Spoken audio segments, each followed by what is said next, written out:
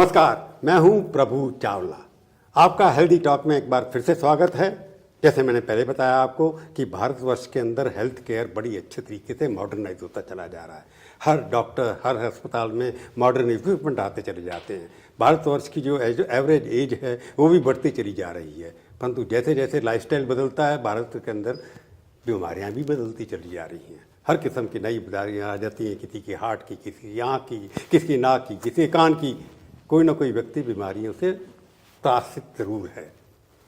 आज हम बात करेंगे सबसे ऐसे विषय की जिसको कहते हैं ENT स्पेशलिस्ट, यानी कि कान, नाक और थ्रोट, ये तीनों मिले हुए हैं। उसके ऊपर एक बीमारी एक जगह हो जाए तो तीनों को इफेक्ट कर सकती है। उसके लिए हमने आज स्पेशलिस्ट एक्सपर्ट बुलाए हैं, डॉक्टर हंस, उनका नाम है पूरा डॉक्टर जितेंद्र मोहन हंस, जो अभी डायरेक्टर हैं doctor Hans centre for ENT vertigo and hearing care, Anand Lok में बैठते हैं, गुड़गांव में उनका डायरेक्टर है। और उनका इतना एक्सपीरियंस, 42 साल का एक्सपीरियंस है।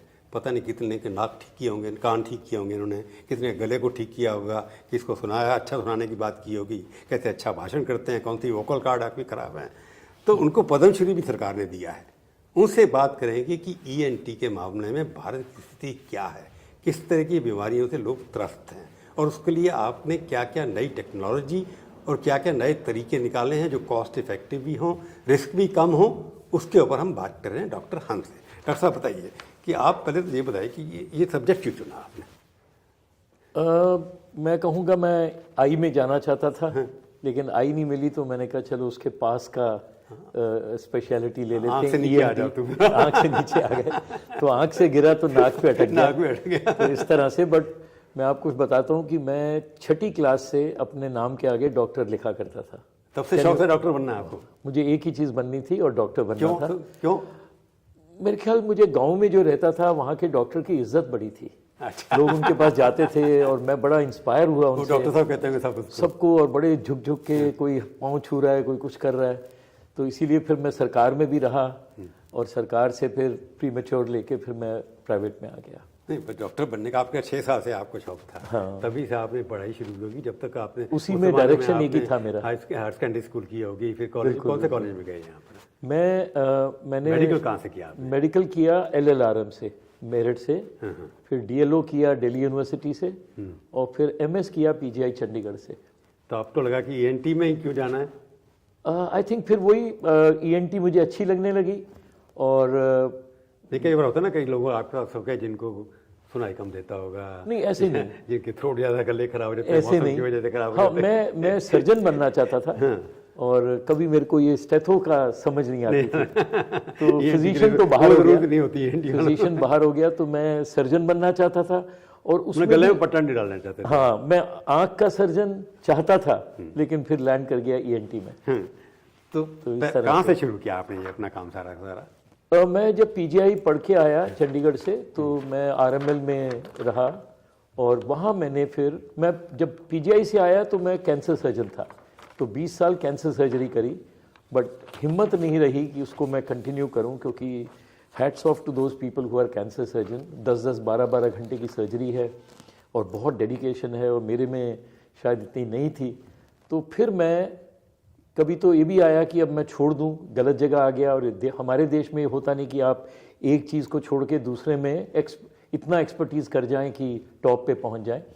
बट फिर सुपर स्पेशलिटी दे रहे हैं ना, कान के अंदर भी अलग अलग आ गए हैं, गले में अलग अलग। तो जैसे भगवान करते हैं कि उन्होंने मुझे 1993 में WHO फेलोशिप दिया, हाउस एयर इंस्टीट्यूट का, लॉस एंजलिस US में है। तो वहाँ मैं 6 महीने रहा। वह ना, मैं कॉक्लियर इम्प्लांट पहला मैंने ऑपरेशन देखा। तो यही कहा भगवान ये ऑपरेशन करा दे, 1-2 भी हो जाएंगे तो कम से कम जिंदगी सफल हो जाएगी। But little did I know कि मैं इसमें एक वर्ल्ड नाम बन जाऊंगा। पर जब आपने शुरू किया ये, आपके कोई एक्सपीरियंस होंगे कॉलेज में कि क्या, किस तरह से लगा कि ये इंटरेस्टिंग सब्जेक्ट है? नहीं प्रभु जी, कोई आपकी एनेक्डोटल स्टोरी होगी? कॉक्लियर इम्प्लांट शायद बुक्स में भी एक ही लाइन मेंशन थी जब हमने शुरू किया। टेक्स्ट बुक्स में भी कॉक्लियर इम्प्लांट के बारे में बहुत नई। क्या होता है ये? क्योंकि आपके टेक्निकल मेडिकल लैंग्वेज है ना, बाकी जो हमारे पेशेंट हैं उनको समझाना चाहिए कि क्या होता है। जब हेयरिंग एड्स काम करना बंद कर दें, दैट मीन्स जब हमारे कान 3 भागों में बटा है, बाहरी, बिचला, अंदरूनी। अंदरूनी कान में सुनने का पोर्शन है और बैलेंस का पोर्शन है, और फिर नसों से वो जो स्टिमुलस है वो ब्रेन में जाता है, जहाँ डिकोडिंग होती है हम समझते हैं। तो कॉक्लिया में हेयर सेल्स होते हैं, छोटे छोटे बाल होते हैं जो आवाज़ को बिजली में तब्दील करते हैं, बायो इलेक्ट्रिकल करंट, क्योंकि तार से तो सिर्फ वही जा सकती है। और आप समझे कि आपने हेलो किया, वो डब्बे में गया, टेलीफोन के डब्बे ने उसको चेंज किया बिजली में, और तार से फिर वो उधर गया। अगर अंदर का सिस्टम खराब हो जाए डब्बे का, तो हम उसको चेंज करेंगे, इसको कॉक्लियर इम्प्लांट कहते हैं। तो जब आप अंदर इलेक्ट्रोड डाल देंगे और बाहर से साउंड को उसमें डालेंगे, वो उसको चेंज करके बिजली में तार को देगा, जो नर्व है ऑडिटरी नर्व, और फिर ब्रेन में जाके वो सुनेगा बच्चा। तो इसमें बड़ों के लिए शुरू हुआ था ये, जैसे कल मैं डेफ हो जाऊं तो मेरे लिए शुरू हुआ था, पोस्ट लिंगुअल डेफ कहते हैं इसे। पोस्ट लिंगुअल का मतलब होता है कि जैसे मैं बोलता हूं, सुनता था, अब सुनना खत्म हो गया और मैं अब रिएक्ट कैसे करूंगा जब पता ही तो नहीं। This is called post lingual. लेकिन जो कंजेनिटली डेफ बच्चे हैं, पैदा ही डेफ होते हैं, और हमारे देश में बहुत ज़्यादा हैं। कॉन्सैंग्विनिटी एक बहुत बड़ा कारण है। जो क्लोज रिलेशन में शादियां होती हैं, उनमें दोनों में जेनेटिक वो आ जाता है, ये रिसेसिव जीन होती है जो माँ और बाप से बच्चे में आ जाता है, जिसके कारण बच्चा डेफ हो जाता है।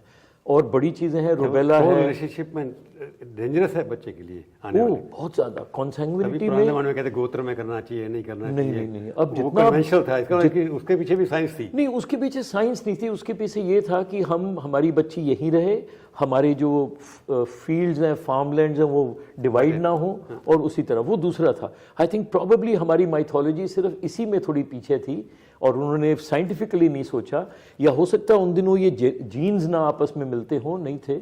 और अब ये जीन आता है, कनेक्शन 26 जीन कहते हैं, जो कि रिसेसिव जीन होता है।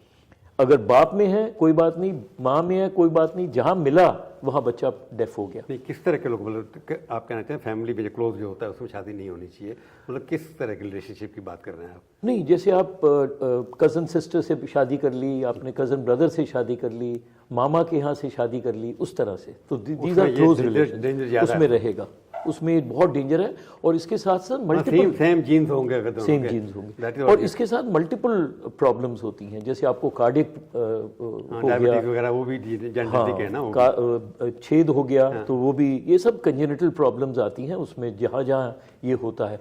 फिर और भी चीज़ें हैं, रुबेला है, मेनिंजाइटिस है, हमारे देश में ये सब चीज़ें, गर्दन तोड़ बुखार जो होता है उससे डेफनेस हो जाती है। बट जो बच्चे पैदा होते हैं, आप देखिए मैं 6 महीने के बच्चे को ऑपरेट करता हूँ, और वो जो है सुनेगा फिर बोलेगा, क्योंकि वो समझेगा।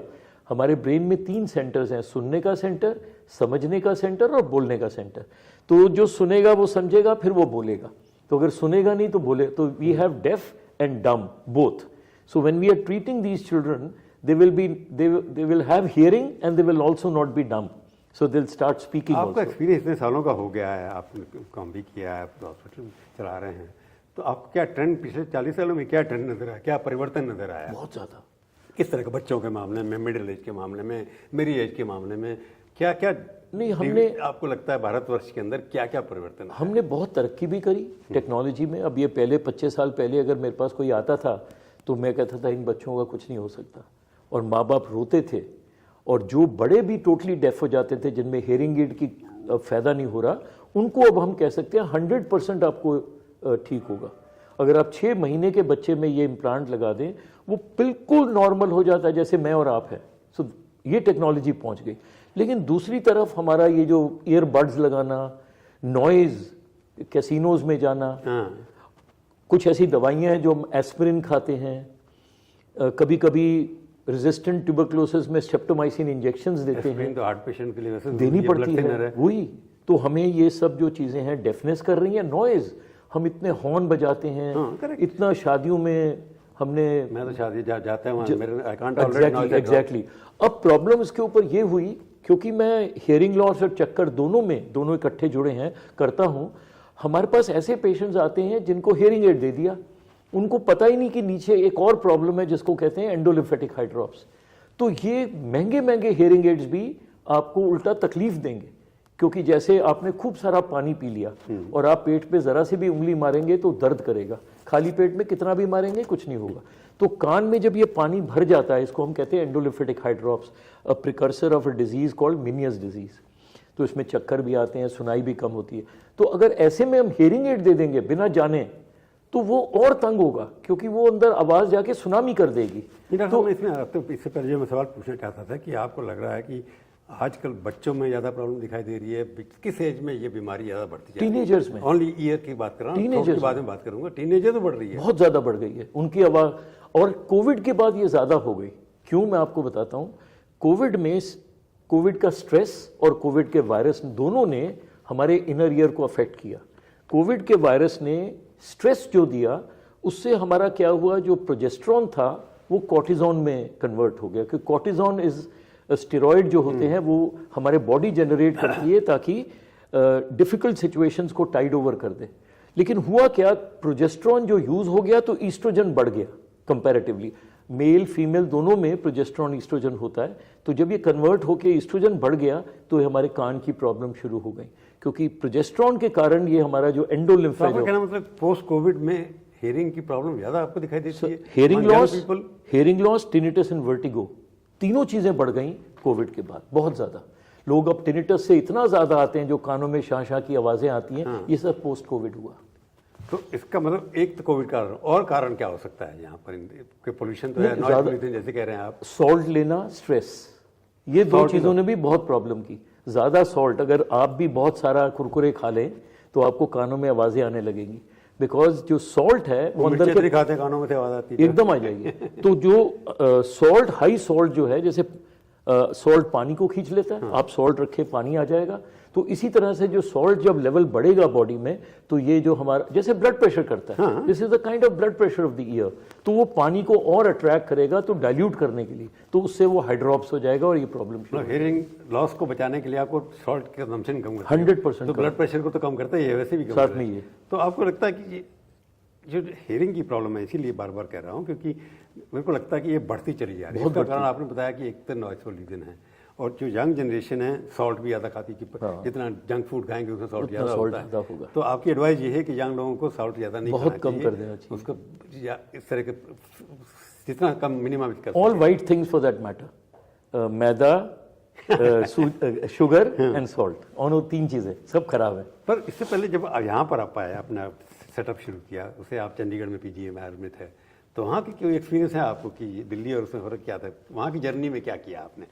वहाँ कोई नई चीज़ डेवलप की होंगी, ना कुछ पढ़ा होगा, क्या कैसे प्रोग्रेस कैसी, अपनी टेक्निक कैसे डेवलप? मैंने प्रभु जी ये एक minimal invasive technique for cochlear implant India में शुरू करी, इंडिया में और सार्क कंट्रीज में। तो मैं पहले तो पाकिस्तान भी जाता था ऑपरेट करने, नेपाल, बांग्लादेश। जब गवर्नमेंट में थे आप? गवर्नमेंट में था, और पाकिस्तान से सब ठीक ठाक था। तो अब मैं अबू धाबी की गवर्नमेंट ने मुझे वहाँ बुलाया, तो मैं वहाँ भी ऑपरेशन करने जा रहा हूँ। नॉन इन्वेसिव समझाइए हमारे पेशेंट को। तो पहले क्या करते थे, बहुत बड़ा छेद करते थे, पीछे से करते थे, हाँ, जिसको हम मैस्टॉइड कैविटी कहते हैं। तो 6 महीने के बच्चे में भी आपने इतना बड़ा छेद कर दिया। और अब मैं 1.4 मिलीमीटर का एक टनल बनाता हूँ, जिसके थ्रू इलेक्ट्रोड सीधा कॉक्लिया में चली जाती है। तो आप समझिए कहाँ 30 मिनट और कहाँ 5 घंटे। जो पहली सर्जरी थी, तो अगर आपको दोनों साइड इकट्ठा एक ही सिटिंग में करना है तो 8 से 10 घंटे लग गए, और रिकवरी टाइम भी बहुत लगता था, बहुत ज़्यादा। और ये तो आप 2 घंटे में दोनों साइड कर दें। तो जब मैं अबू धाबी गया तो वहाँ वो कहते जी एक ही साइड हम करते हैं। मैंने कहा क्यों?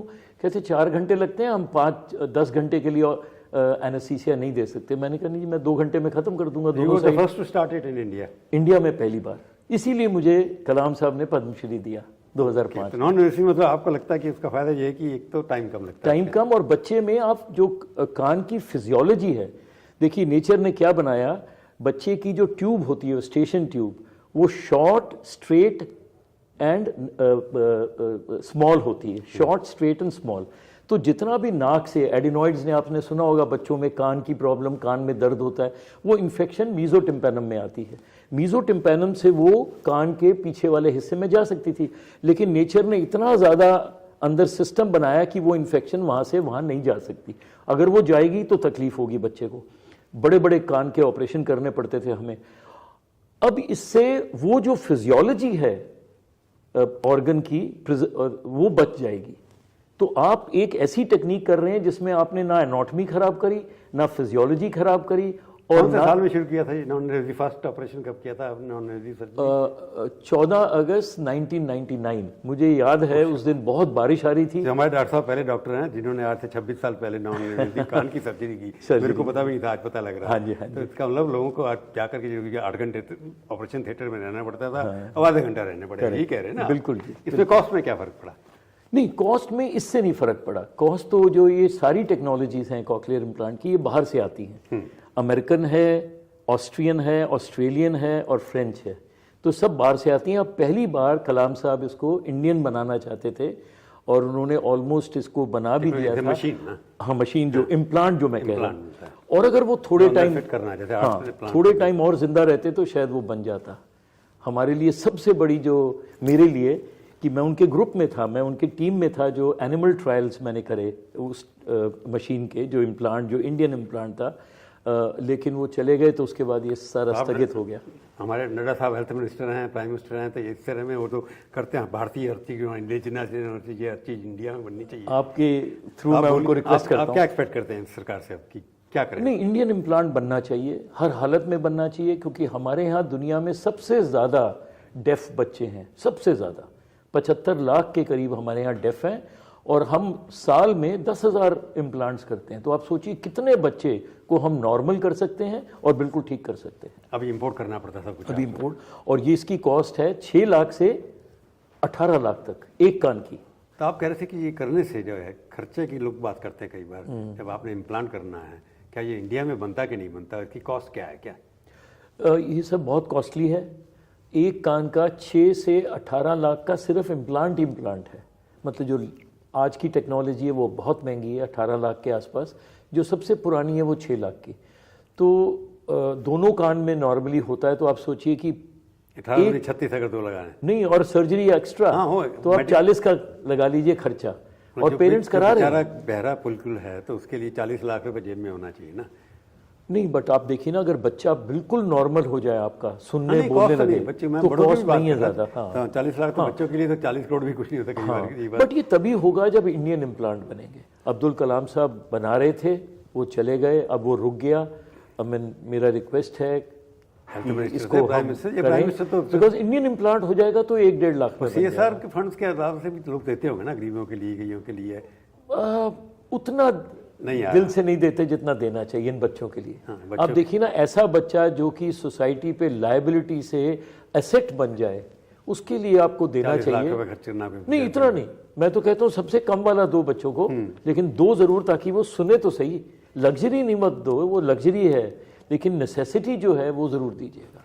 जब अब आपका ENT स्पेशलिस्ट है तो आपको लगता है ईयर, थ्रोट, नोज सबसे ज्यादा परेशानी कहाँ आजकल दिखाई दे?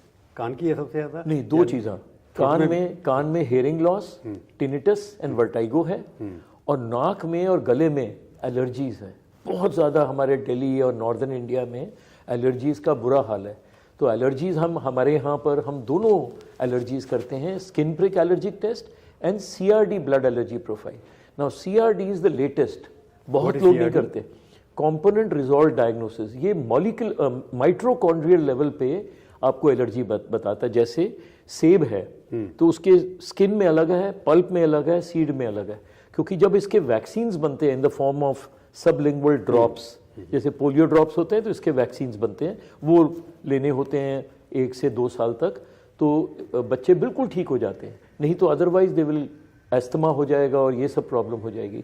तो हम अस्थमा के साथ बड़े पैदा हो रहे हैं कहीं शुरू से, बचपन से। हाँ जी। तो हम ये डायग्नोज करते हैं किस चीज़ से एलर्जन है।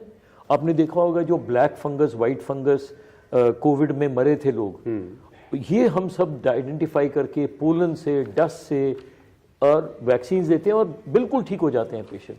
तो ये कॉम्पोनेंट रिजॉल्व डायग्नोसिस ब्लड का टेस्ट है जो कि बच्चों में करना पड़ता है क्योंकि स्किन प्रिक नहीं कर सकते। बड़ों में हम स्किन प्रिक प्रेफर करते हैं क्योंकि इमीडिएट रिजल्ट्स है और इमीडिएट ट्रीटमेंट शुरू हो जाती है।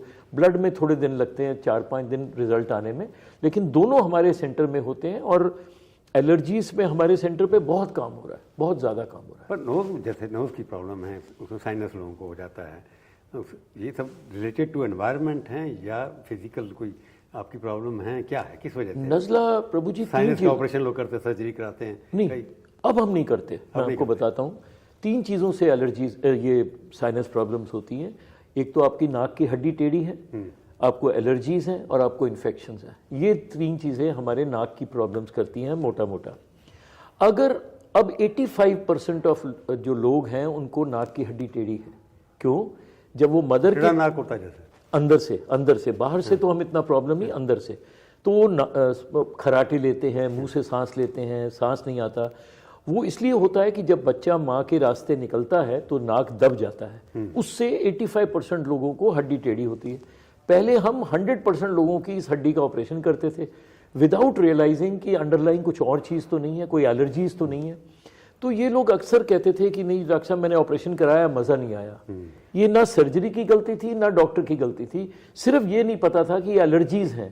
अब हम इन एलर्जीज को पहले ढूंढते हैं, उसको सर्जरी करते हैं। और आप देखिए जहां 100 ऑपरेशन होते थे अब सिर्फ 20 ऑपरेशन होते हैं, क्योंकि एलर्जी ठीक कर दी तो वो नाक की हड्डी भी तंग नहीं कर रही, जो कि हड्डी टेढ़ी और एलर्जी के कारण दोनों तंग कर रहे हैं। डॉक्टरों के खिलाफ चार्ज है कि वो हल्के किस्म की सर्जरी कर देते हैं, जरूरत भी नहीं होती, टेस्ट भी जबरदस्ती कर देते हैं कॉस्ट निकालने के लिए। सर ये डॉक्टरों पे मत डालिए, ये अस्पताल। अब देखिए ना, मैं किसी बड़े अस्पताल से अटैच नहीं हूँ, मैंने 2-3 ज्वाइन किए, वो आपको पैसे देते हैं, फिर कहते हैं जी ऑपरेशन करो, टारगेट पूरा करो बस। तो मैं अपने यहाँ से मरीज ले जाता हूँ, एक जगह जाके ऑपरेट करता हूँ, क्योंकि मैं सरकार में रहा सारी जिंदगी। तो मेरे पास आरएमएल में तो लोग आते थे कि डॉक्टर हंस अगर कहेंगे सर्जरी होगी तो होगी, हम प्राइवेट में जाके कराएंगे क्योंकि आरएमएल में नहीं कराना।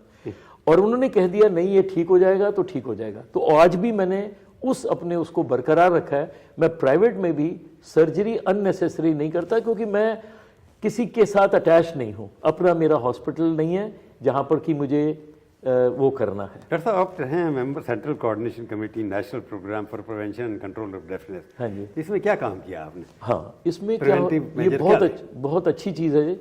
हर बच्चा जो पैदा होता है, यूनिवर्सल हियरिंग स्क्रीनिंग हम कहते हैं, हर बच्चा जो पैदा होता है उसका एक टेस्ट होता है जिसको हम कहते हैं ओटो अकॉस्टिक एमिशंस। वो हमें बता देता है कि बच्चा सुन रहा है या नहीं सुन रहा।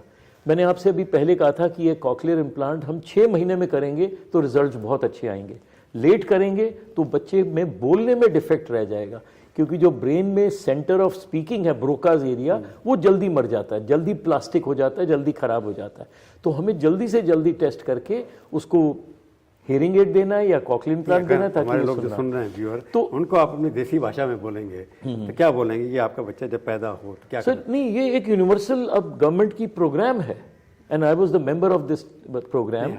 हर हॉस्पिटल में करना ही है, नहीं कर रहे तो इलीगल काम कर रहे हो। जैसे ही बच्चा पैदा हो, हर पेरेंट को चेक करना चाहिए टेस्ट हुआ, करना ही चाहिए। हाँ, बट अब देखिए दोबारा वो 500 रुपए लगते हैं इस टेस्ट के, गवर्नमेंट में नहीं प्राइवेट में। वो 500 रुपए भी कहते हैं नहीं हमें नहीं कराना, जबकि बहुत गलत है। यही पूछा कि आपको एडवाइस देनी चाहिए ना पेरेंट्स को, नहीं हम करते हैं, हम करते हैं, वो कहते हैं जी हमें नहीं कराना, हमारा बच्चा ठीक है। नहीं, प्लीज कराइए, क्योंकि अगर कोई ऐसी चीज 100 में 2 बच्चे भी हैं तो हम उनको जल्दी ट्रीट कर सकेंगे, बिल्कुल ठीक कर सकेंगे। हम माना 98 शायद ठीक निकलेंगे, तो उसका प्रिवेंटिव हो सकता है ना? अगर ये रूल है जी, ये रूल है हमारे गवर्नमेंट ऑफ इंडिया का कि हर बच्चा जो अस्पताल में पैदा होगा, अब जैसे मैं रेनबो चिल्ड्रन हॉस्पिटल में ऑपरेट करता हूँ, बच्चे होते हैं वहाँ, जो बच्चा पैदा होगा उसका ओई होगा, ये मैंडेटरी है। नहीं, एक तो ये हो कि टेस्ट कराइए, दूसरा है कि डेफनेस प्रिवेंट करने के लिए और क्या करना चाहिए? हिंदुस्तान जैसे देश के अंदर, दिल्ली जैसे जहाँ पोल्यूशन इतना है, सब कुछ है, तो आपको क्या लगता है ये तीनों बीमारियां तो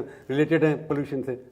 हेयरिंग लॉस को करने के लिए भी तो है ना, आप अननेसेसरीली एनाल्जेसिक्स ना खाएं, एस्पिरिन डिस्प्रिन ना लीजिए, कोशिश करें आप अपने आप को कोलेस्ट्रॉल हो ही ना कि आपको कोलेस्ट्रॉल बढ़ता है तो आपको एस्पिरिन खानी पड़ती है, तो कोलेस्ट्रॉल को ठीक रखें।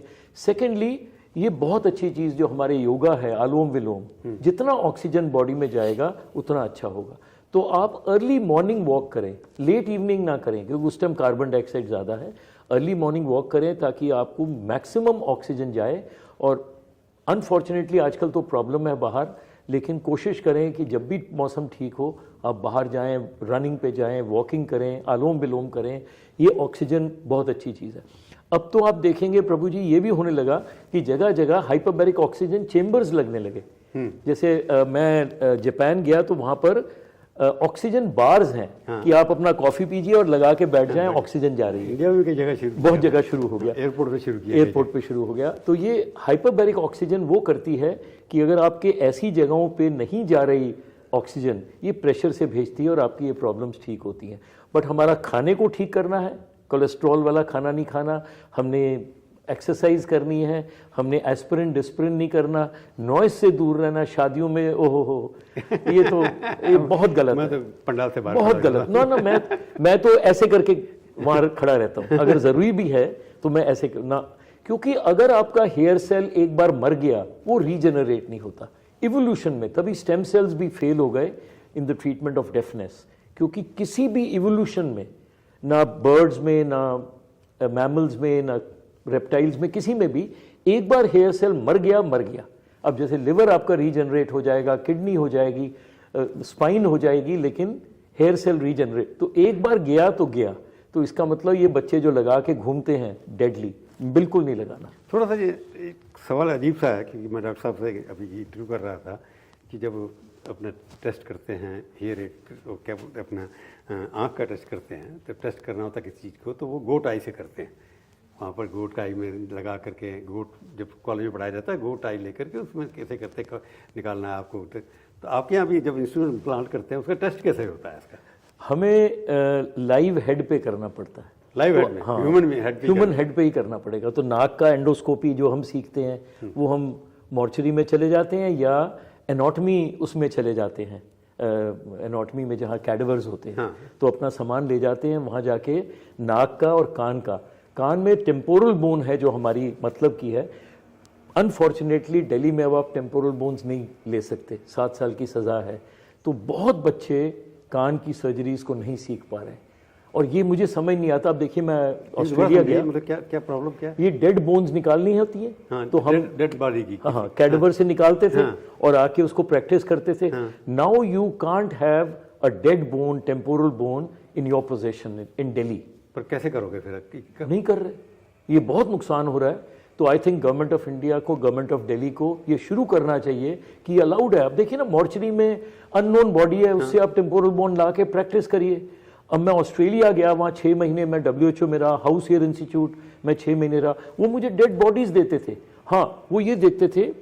तो वहाँ क्या होता है जी, हर बॉडी रिसर्च के लिए चली जाती है। तो वो आप चीजें निकालें, हर पोर्शन ऑफ द बॉडी का अगर इतना टिश्यू भी बच गया वो आपको लिफाफे में डाल के वापस देना होता था, फिर वो बड़ी होती थी या जो भी क्रिमेट होती थी।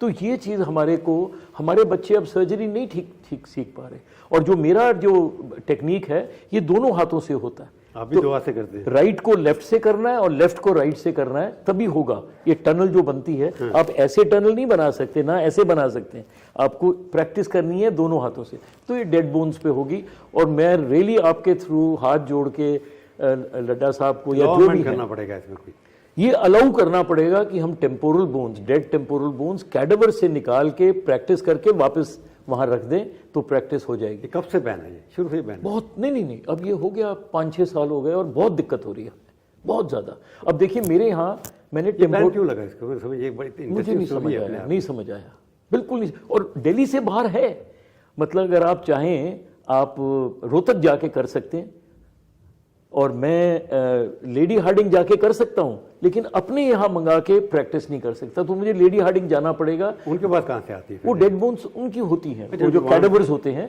उसी पे सारा सामान ले जाएं, माइक्रोस्कोप ले जाएं, वहां मशीन ले जाएं, अपनी इंस्ट्रूमेंट्स ले जाएं, तो वहां प्रैक्टिस। गवर्नमेंट हॉस्पिटल में? गवर्नमेंट हॉस्पिटल, प्राइवेट में कहीं नहीं? प्राइवेट में नहीं कर सकते, जो कि बहुत जरूरी है। Everybody can not go to a government hospital और अ मेडिकल कॉलेज। दूसरी सवाल ये उठता है कि जैसे थ्रोट, अब तो आगे आपने नोज का भी बात कर ली, कान की भी बात की, थ्रोट में क्या प्रॉब्लम है सबसे ज़्यादा आती है आजकल? एलर्जी से एलर्जिक फेरेंजाइटिस। पहले हम, आपको याद होगा, हर किसी बच्चे का टॉन्सिल्स करते थे, अब नहीं करते। अब पहले एलर्जी ढूंढते हैं, उसको ट्रीट करते हैं, जरूरत ही नहीं पड़ती टॉन्सिल। बच्चों ने कहते गर्म सर्द हो गया, गला बैठ गया। हाँ, वो अगर एक्सपोज्ड हैं बच्चे ठंड से, आजकल जैसे चेंज ऑफ सीजन में। बट ज़्यादा ये होता है जब आप ये चेंज ऑफ सीजन में जब पोलन्स गिरते हैं या डस्ट होती है, आजकल देखिए डस्ट है, तो इससे हमारे टॉन्सिलोफेरेंजाइटिस होता है एलर्जिक। तो हमें 80% टॉन्सिलेक्टमी की अब कोई ज़रूरत नहीं है। एक तो अच्छे एंटीबायोटिक्स आ गए, एक ये एंटी एलर्जिक ट्रीटमेंट हो गई। तो अब ये वाले ऑपरेशंस ऑलमोस्ट खत्म हो गए। पहले ईएनटी होता था जी, कान के पर्दे का ऑपरेशन और टॉन्सिल। अब ये दो चीजें होती नहीं है, क्योंकि ना माएँ बच्चों को लिटाकर दूध पिलाती हैं, वो तरीका है पिलाने का, तो वो कान में जाता नहीं है। तो ना उनके मतलब मुझे याद है मेरे पास पहले माएँ आती थी, ये 3 बच्चों के तो कान बहते हैं, इसका नहीं बहता, इसकी प्रॉब्लम है। तो मैं कहता हूँ नहीं, ये ठीक है, उसकी तीनों की प्रॉब्लम है, कान बहना नहीं चाहिए। लाइफस्टाइल बदल गई आजकल। कान बहना was a normal phenomena for mothers, क्योंकि वो लिटाकर दूध पिलाती थी बॉटल का, तो वो कान में चला जाता था, कान का पर्दा फट जाता था। तो ये सब बहुत चेंजेस आ गए। अगर आपको कोई कहना पड़े, आपका पहले फ्यूचर, इसके बाद क्या प्लान है आपको? अगर कहना है लोगों को, पेशेंट्स को कहना है कि अपना कान, नाक और गला ठीक करने के लिए क्या प्रिवेंशन लेने चाहिए, 1 2 3 स्टेप्स क्या तक? आप एलर्जी से दूर रहें। अगर एलर्जीज हैं तो प्लीज़ टेस्ट कराएं, उससे ठीक हो जाएंगी बहुत चीज़ें आपकी। साइनोसाइटिस ठीक हो जाएगा, फेरेंजाइटिस, रिकरेंट गला खराब ठीक हो जाएगा। आप नॉइज़ से दूर तरें। ऐसे ओवर द काउंटर आप एनाल्जेसिक्स और एस्पिरिन वगैरह ना खाएं। आप ईयरबड्स ना लगाएं। आप अच्छा ये लगा सकते हैं ईयरफोन्स, बट ईयरबड्स ना लगाएं। वो क्योंकि होता है आवाज़ और जो वॉल्यूम ऑफ एयर का धक धक, वो दोनों से बहुत वो प्लग नहीं लगाया इसको, ईयरबड्स जो कहते हैं। हाँ जी, प्लग। हम लोग को ईयरफोन्स लगा सकते हैं अगर आपको ज़रूरत है। ज़्यादा फोन, घंटों हम फोन सुनते रहते हैं, वो भी गलत है। उसकी जो रेडिएशंस हैं वो खराब करती हैं। तो ऑन द होल हमारा यूथ प्रॉब्लम में है, तो ये बहुत ज़रूरी है कि हम ये प्रिवेंशंस करें, नहीं तो आगे चल के बहुत दिक्कत होने वाली है। आगे अपनी तरफ से आप सरकार से क्या करेंगे कि इनको प्रिवेंट करने के लिए? जैसे आपने 75 लाख बच्चे हैं जिनके सुनवाई की प्रॉब्लम है, तो आप क्या कानून में परिवर्तन आपने कहा कि तो आई थिंक रिक्वेस्ट है, बहुत अच्छी एक चीज़ है कि हमारे प्राइम मिनिस्टर साहब ने पहले 50,000 मिलते थे, अब 3 लाख देते हैं हर बच्चे को। तो अगर 6 लाख का इम्प्लांट है तो 3 लाख प्राइम मिनिस्टर फंड से मिलता है और 3 आपको लगाना पड़ता है। और मैं चाहता हूँ हर माँ बाप थोड़ा सा पैसा लगाए, क्योंकि फिर वो उससे अटैच्ड होता है। सब फ्री मिले तो सब गड़बड़ हो जाती है। तो मैं सबको कहता हूँ कि अपने आप को बेचो, लेकिन थोड़ा सा पैसा इकट्ठा करके अपने बच्चे पे लगाओ, क्योंकि जब वो लग जाता है फिर वो उसको थेरेपी के लिए लाते हैं। क्योंकि लगना एक है, सिखाना दूसरी बात है। अगर फ्री लगता है वो आता ही नहीं है। अब देखिए एडिप में हमारे एडिप प्रोग्राम है, assisted devices for impaired physically, मैं उसका भी मेंबर हूँ। और मैं कहता था कि प्लीज़ 100% पैसा मत दीजिए, गवर्नमेंट बहुत पैसा खर्च करती थी, और वही हुआ 70% फेल हो गए। क्यों? क्योंकि वो आते ही नहीं। वो कहते जी मेरा दिहाड़ी करूं या मैं इस बच्चे को आपके साथ थेरेपी कराने आऊं। तो ये बहुत नुकसान है। थोड़ा सा पैसा 1 लाख भी अगर उनका लगा होगा तो वो ज़्यादा कंसर्न्ड होंगे कि मेरा पैसा लगा है, मेरा बच्चा ठीक होना चाहिए। बहुत सालों से दिल्ली एनसीआर में हम ये जो टेम्पोरल बोन्स होती हैं जो डेड बॉडीज से हम निकालते थे प्रैक्टिस करने के लिए, वो अब अलाउड नहीं है। और जैसे मेरे क्लिनिक में भी टेम्पोरल बोन डिसेक्शन एक सेटअप है कि बच्चे आते हैं, वो सीखते हैं, तो उनको आर्टिफिशियल बोन्स पे सीखना पड़ता है, जिससे यह रिजल्ट्स अच्छा नहीं आता। तो मेरा रिक्वेस्ट रहेगा हेल्थ मिनिस्टर से और अथॉरिटी से कि प्लीज़ आप ये हम मॉर्चरी से लेकर फिर वापस दे आएंगे ये डेड बोन्स, ताकि ये प्रैक्टिस हमारे बच्चे कर सकें, जो कि फिर ह्यूमंस पे ऑपरेट करेंगे। तो ये बहुत ज़रूरी है। डॉक्टर साहब बहुत अच्छा आप मिले, हमारे यहाँ आए स्टूडियो में, बहुत बहुत धन्यवाद। लोग आपकी बात सुन करके कुछ करेंगे, प्रिवेंटिव हेल्थ होगा। हाँ जी। तो ये आज की थी हेल्दी टॉक कान, नाक और गले की। अगली बार फिर आएंगे, किसी और विषय पर बात करेंगे। तब तक के लिए धन्यवाद।